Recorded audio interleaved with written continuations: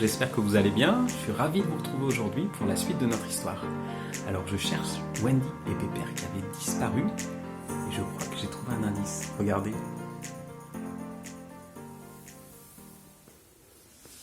Waouh! Mais enfin, qu'est-ce que vous faites là?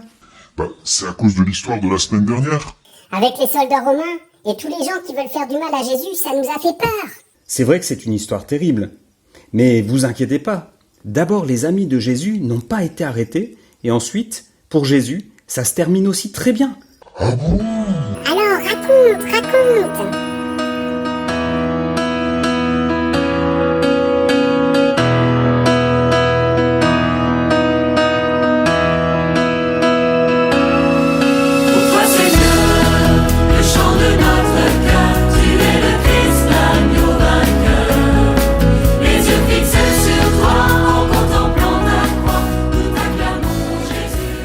Lorsque Jésus est entré à Jérusalem, acclamé par les foules, ça a été une grande joie. Et les disciples se sont dit, ça y est, enfin, le Messie entre à Jérusalem, dans la ville sainte, et donc Jésus va devenir le roi de Jérusalem. Finalement, on avait peur pour rien, c'est en train de se réaliser. Et toute la foule était en liesse. Mais Jésus est entré dans l'humilité. Il est entré, acclamé par les foules, mais comme un roi d'humilité qui vient régner sur les cœurs et qui ne vient pas prendre le pouvoir. Seulement, les chefs du peuple s'inquiètent beaucoup. Ils sont mis au courant de ce qui vient de se passer et ils se disent, cet homme-là, il faut absolument l'arrêter. Et ils pensent que Jésus va vouloir régner comme le roi de Jérusalem et prendre le pouvoir en faisant une révolte dans le peuple. Ils se sont réunis ensemble dans leur grand conseil qu'on appelle le Sanhédrin. Et là, ils ont discuté. Qu'est-ce qui va se passer ? Et ils avaient une inquiétude. Ils se disent, si toute la foule suit Jésus et l'acclame comme son roi, eh bien, les Romains, ils vont être furieux et on risque d'avoir une révolte et ça va très mal finir. Alors, il y en a un qui aurait bien aimé que ce soit comme ça. C'est dans le groupe des disciples, Judas, qui lui aurait bien voulu que Jésus prenne le pouvoir et il avait bien compris, avec tout ce que Jésus avait dit, que jamais Jésus voudrait prendre le pouvoir par la force, qu'il resterait le roi des cœurs, le roi d'amour qui vient régner sur les cœurs. Et Judas était déçu. Judas, c'était un bon disciple, vous savez. Judas, il avait suivi Jésus depuis le début. Il avait fait partie du groupe des 12 disciples. C'est pas rien d'être un disciple de Jésus, de faire partie des 12. Et c'était vraiment un bon disciple. Mais son cœur, progressivement, s'était corrompu. C'est lui qui gardait la caisse commune du groupe. À chaque fois qu'il y avait de l'argent, on mettait tout en commun. Et souvent, on distribuait, on partageait aux pauvres. Et c'est lui aussi qui faisait les dépenses qui étaient nécessaires au groupe. Mais il avait pris l'habitude de voler, de garder de l'argent pour lui. Alors son cœur s'était corrompu. Et quand il entend l'annonce que font les grands prêtres, ça l'intéresse. Discrètement, dans les jours qui séparent de la fête de Pâques, il est allé trouver les grands prêtres en demandant combien d'argent allez-vous me donner pour que je vous le livre. Alors ils se mettent d'accord sur une somme, 30 pièces d'argent, ce qui correspond au prix auquel on achetait un esclave. On rachetait la vie d'un esclave pour 30 pièces d'argent. Judas est d'accord. Top là. Il prend l'argent et il repart dans la nuit, la peur au ventre. Il vient rejoindre le groupe des disciples avec cette intention bien déterminée de livrer Jésus dès qu'il aura l'occasion.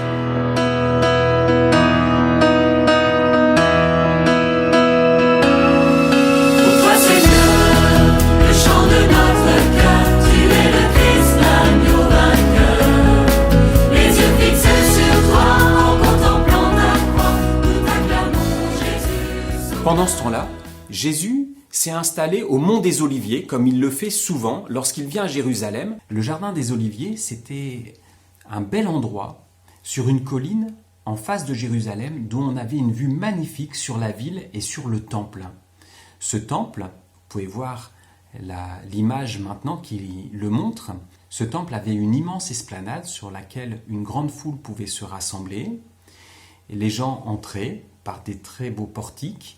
Et ensuite, après s'être préparé, avoir fait des prières, il s'approchait de l'endroit sacré, le cœur du temple, au milieu, comme vous voyez, où les prêtres offraient les offrandes à Dieu et aidaient les gens pour les prières qu'ils voulaient adresser à Dieu, prier pour eux et porter leur offrande devant Dieu. Alors c'était un endroit très vivant, très solennel, très sacré, où il y avait une grande joie, mais une grande joie de Dieu. Et Jésus allait souvent au temple avec ses disciples, il priait, et la nuit, ils se retrouvaient ensemble au jardin des Oliviers où ils campaient. Et les pèlerins qui étaient très nombreux à Jérusalem, à chaque fois lors des grands pèlerinages, pouvaient dormir dans ces jardins du mont des Oliviers. Et Jésus s'y installait souvent avec ses disciples, et là aussi, on avait une très belle vue sur Jérusalem, et c'était un cadre très agréable pour pouvoir enseigner ceux qui venaient écouter Jésus. Alors pendant ce temps-là, Jésus a fait préparer dans la ville de Jérusalem le dernier repas. À l'étage d'une maison, il y avait une grande salle où il y avait de la place pour réunir tous les disciples. Et c'est là que Jésus a fait préparer ce dernier repas qu'il a pris avec ses disciples. Donc les disciples s'en vont et ils trouvent tout comme Jésus leur a indiqué. Et là, ils prennent toutes les dispositions pour préparer le dernier repas de Jésus.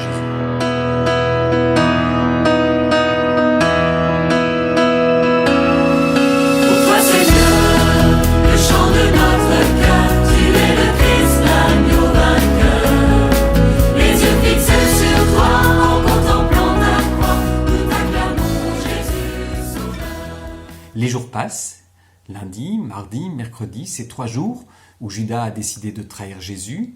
Il est venu trouver les grands prêtres. Ces 3 jours aussi où Jésus a pris des dispositions pour préparer ce dernier repas qu'il va avoir avec ses disciples. Et nous sommes maintenant le jeudi soir, jeudi saint. Jésus a fait préparer cette belle pièce à l'étage d'une maison, une grande salle qui fait toute la superficie de la maison, dans laquelle il rassemble ses disciples. Regardez, sur l'image, on voit cet espace aujourd'hui. Bien sûr, ça a été reconstruit. On a fait une belle pièce avec des voûtes, comme vous voyez sur l'image. À l'époque, c'était beaucoup plus simple, mais c'est le même endroit. C'est à cet endroit-là que vous voyez sur l'image que Jésus a réuni ses disciples. Ils sont rassemblés, les 12, autour de Jésus, et l'ambiance est très solennelle. L'ambiance est très intense. C'est un repas de fête. On a préparé l'agneau pascal, l'agneau qui est demandé dans la Bible pour fêter la fête de Pâques, avec du pain azime, le pain dont on a parlé la fois dernière aussi, du pain plat. Et Jésus, dans ce lieu, va faire 2 gestes très importants. Le premier geste, avant de se mettre à table, c'est qu'il prend un tablier, il le noue à sa ceinture, et il se met à laver les pieds de ses disciples. Alors ils sont très étonnés, puisque ce geste de laver les pieds des gens, c'est un geste que l'on faisait quand les gens avaient marché, voyagé, qu'ils pouvaient avoir les pieds sales. Donc on demandait à l'esclave ou la dernière personne de la maison de laver les pieds. Et c'est un geste qui était apprécié par les gens, mais qui était assez désagréable à faire pour celui qui le fait. Alors quand Pierre voit arriver Jésus pour lui laver les pieds, il lui dit « Toi qui es le maître, me laver les pieds. Jamais Seigneur, tu ne me laveras pas les pieds. » Alors Jésus insiste en disant « Si je ne te lave pas, tu n'auras pas de part avec moi. » Il faut se laisser faire par Jésus, même si on ne comprend pas. Alors Pierre, qui est toujours un petit peu dans l'excès, il dit « Ah ben, pas seulement les pieds, mais aussi les mains et la tête. » Alors Jésus lui lave les pieds, et puis il lave les pieds à chacun de ses disciples, et à la fin, il leur dit « Est-ce que vous comprenez le geste que je viens de faire ? Moi qui suis le Maître et Seigneur, je vous ai lavé les pieds, alors vous aussi, vous devez vous laver les pieds les uns des autres, c'est-à-dire vous mettre au service les uns des autres. Si vous voulez être grand, soyez les serviteurs de tous, soyez grands dans l'amour. » Alors ça, c'était l'enseignement de Jésus. Une fois qu'ils se sont mis à table, les 12, Jésus leur annonce quelque chose de terrible. Il dit « L'un de vous va me trahir. » Ils sont tous stupéfaits. Alors ils demandent à Jésus « Mais serait-ce moi ? Serait-ce moi ?» Jésus dit « Celui qui trempera son pain avec moi dans le plat, c'est celui-là qui me trahira. » Et celui qui le trahit, eh bien, c'est Judas, vous l'avez compris. Son cœur est déjà corrompu, il est pris par le mal. Alors Jésus lui dit « Ce que tu dois faire, fais-le vite. » Il part dans la nuit pour aller trouver les prêtres et livrer Jésus. Les disciples ne comprennent pas ce qu'il se passe. Ils sont tellement loin d'imaginer que Judas, le si bon ami de Jésus, puisse le livrer, qu'ils pensent que Judas, comme il tient les cordons de la bourse commune, est allé donner des sous à des pauvres, comme Jésus le demande à chaque fois qu'il y a une occasion ou qu'il y a une fête. Donc Judas parti, Jésus va faire le 2e geste très important de ce repas. il va prendre du pain et du vin. Et sur ce pain et ce vin, il dit des paroles qu'on connaît bien puisqu'on les entend à chaque fois à la messe.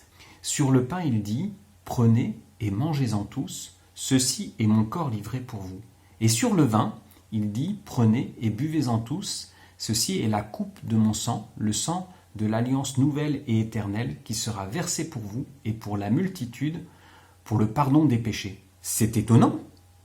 Comment Jésus peut dire que ce pain et ce vin sont son corps et son sang? Mais les disciples vont comprendre plus tard, quand Jésus, effectivement, sur la croix, donnera son corps et son sang, se donnera lui-même. Et pour l'instant, eh bien, il donne le pain et le vin comme signe de sa vie donnée. Et il les partage à tous. Il communie à ce pain que Jésus leur donne, c'est la scène, le repas de Jésus. Et c'est pour ça que cette pièce, on l'a appelée le cénacle, ça veut dire le lieu de la scène ou le lieu du repas. Jésus annonce à ses disciples qu'ils vont tous se disperser et que lui sera livré. Alors les disciples, ils sont stupéfaits et Pierre prend de nouveau la parole et il dit « Ah ben si les autres t'abandonnent, moi jamais je t'abandonnerai, je serai toujours avec toi. Seigneur, je donnerai ma vie pour toi. » Alors Jésus lui dit « Tu donnerais ta vie pour moi ? Je te dis, Pierre, avant que le coq ne chante, tu m'auras renié 3 fois. » Alors Pierre il dit « Jamais, jamais, jamais, Jésus, je serai toujours avec toi, jamais je t'abandonnerai. » Ensuite, ils vont chanter des psaumes, comme on fait à chaque fois dans les repas juifs. On prend des psaumes, des prières de la Bible, on loue Dieu, on le remercie, comme on fait aussi dans la messe aujourd'hui. On remercie Dieu pour la vie qu'il nous donne, pour la création, pour la nourriture qu'il nous donne, pour son amour. Donc ils font toutes ces prières et ensemble, en chantant les psaumes, ils vont se rendre, vous savez où? Bien sûr, au mont des Oliviers, là où ils ont l'habitude de se retrouver le soir pour dormir.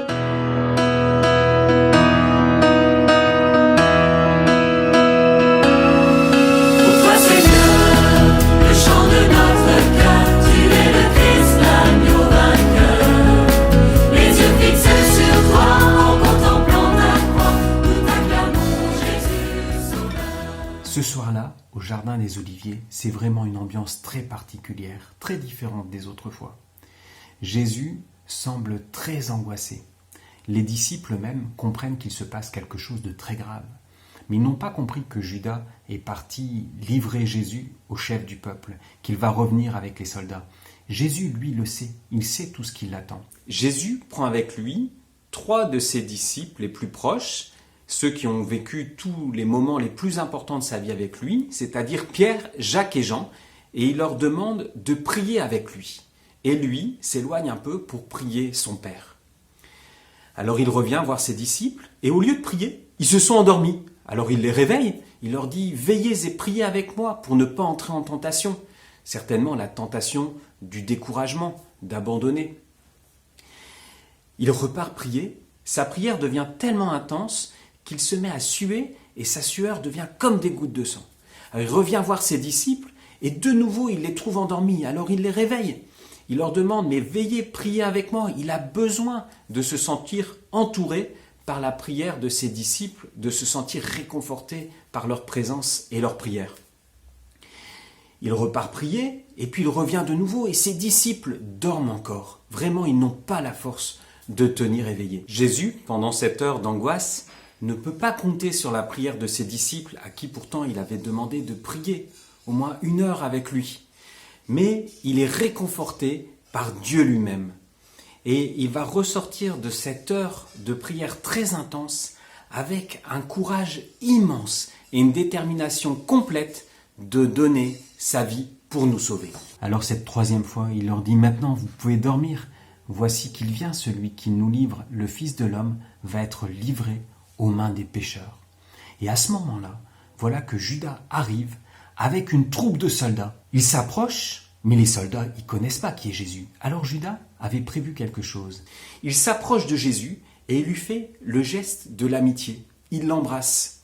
Alors ce baiser que Judas donne à Jésus, ça lui fait vraiment très mal. Parce que Jésus, pour lui, Judas, ça reste toujours son ami. Jésus, il lui porte toujours la même amitié, mais le cœur de Judas s'est vraiment fermé, il est devenu tout froid, tout sec, Et lui, il ne pense plus qu'à son argent et à livrer Jésus. Bon, Wendy Pépère, vous pourriez venir avec nous plutôt que de rester caché là dans votre canapé. C'est parce que nous aussi, on est vraiment terrorisés. Oui, on préfère rester caché ici. Bon, d'accord, alors continuez d'écouter ici. Alors les disciples sont complètement perdus, ils voient les soldats, Pierre essaye de sortir son épée, il se jette sur un des serviteurs du grand prêtre et il le blesse à l'oreille. Alors Jésus l'arrête en lui disant « Celui qui vit par l'épée périra par l'épée ». Il touche l'oreille du serviteur du grand prêtre, il le guérit. Et c'est la confusion, les gens ne se rendent plus compte de ce qui se passe. Alors Pierre ne sait plus quoi faire, les autres disciples non plus. Jésus demande aux soldats, il dit « Ceux-là, laissez-les partir ». Alors malgré toute la confusion, il garde toujours son autorité.